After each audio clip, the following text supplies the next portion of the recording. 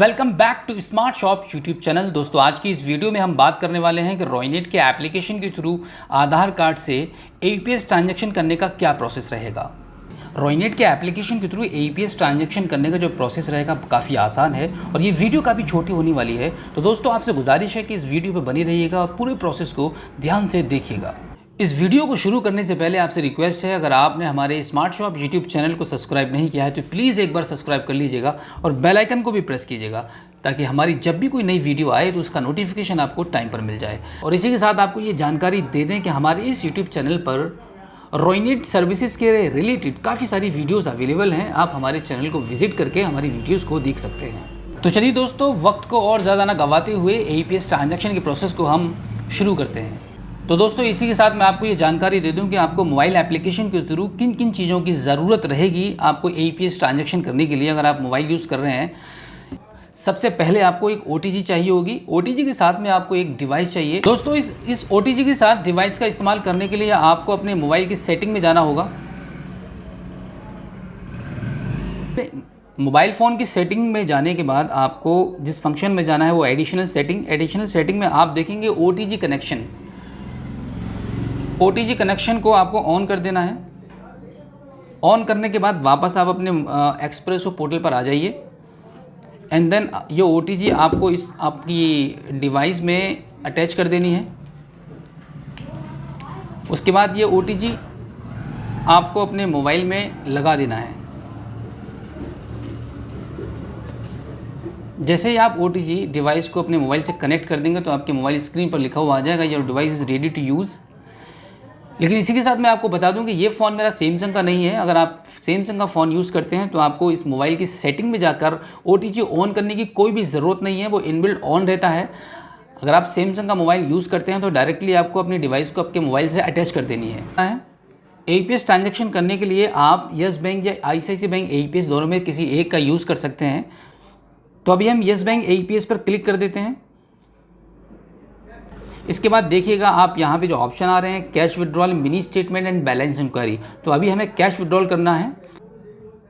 इसी के साथ मैं आपको बता दूं कि हमारे मोबाइल एप्लीकेशन पर कौन कौन सी डिवाइसें काम करती हैं। मोरफो, मंत्रा, BP1, BP510 और स्टार्टेक।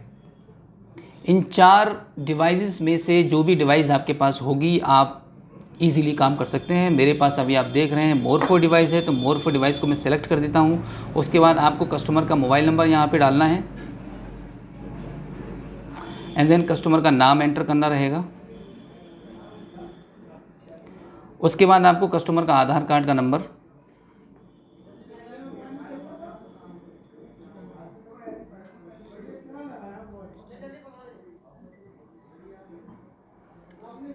आधार कार्ड का नंबर एंटर करने के बाद आपको अमाउंट भरना है। यहाँ पे मैं आपको 100 रुपीज़ का ट्रांजैक्शन करके दिखा रहा हूँ। और उसके बाद आपको कस्टमर की बैंक सेलेक्ट करनी रहेगी। दोस्तों बैंक सेलेक्ट करने के बाद आप देख रहे हैं यहाँ पे स्कैन लिखा हुआ है। स्कैन पर आप क्लिक करेंगे।